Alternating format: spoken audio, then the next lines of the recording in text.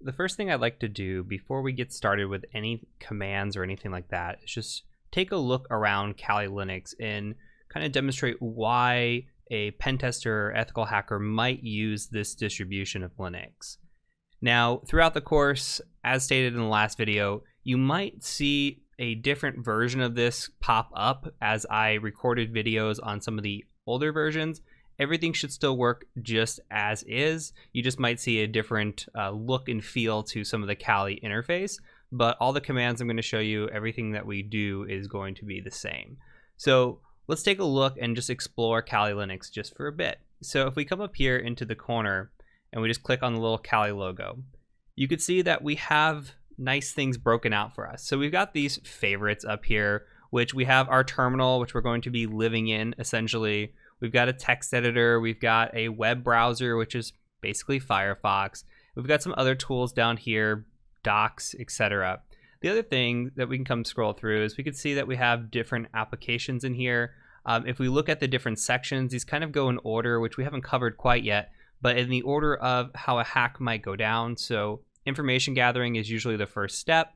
You can come in here, look through this, and here's a bunch of tools related to information gathering. You can even click into these and go deeper if you wanted to, related to specific things. So DNS or SMB or open source intelligence. All of this that's in here, this is just built-in tools. So let's say we're coming in here and we want to do a wireless attack. Well, we go to wireless attacks. We've got a bunch of tools already built in. So Kali Linux is just essentially a ethical hacking distribution of Linux, and it's built on Debian. So if you've ever used something like Ubuntu or anything along those lines of a Debian distribution, this is all going to feel really familiar to you with just a bunch of tools built in on top of it. So fairly straightforward. They do have some nice tools in here. You can come through and utilize these. A lot of this is already built in, and we're going to take a look at that as we go.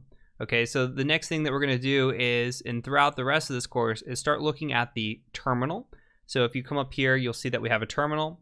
Now, mostly everything that we do is going to be done in this terminal here. Now, this is almost like accessing the command line. So if you're using a command line like in Windows, for example, if you've ever used a command line, if not, that's okay. But we do a lot of this from this interface as opposed to maybe utilizing a GUI-based interface where if we clicked a folder, this might look more familiar to you if you're a Windows or Mac user.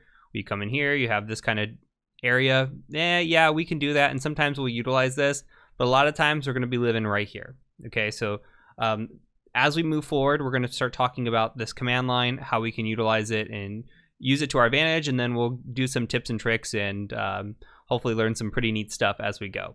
So in the next video, I'm going to cover the sudo feature, which I think is important. It's something that was brought in. Now, originally we had something called a root permission, and we'll talk about that.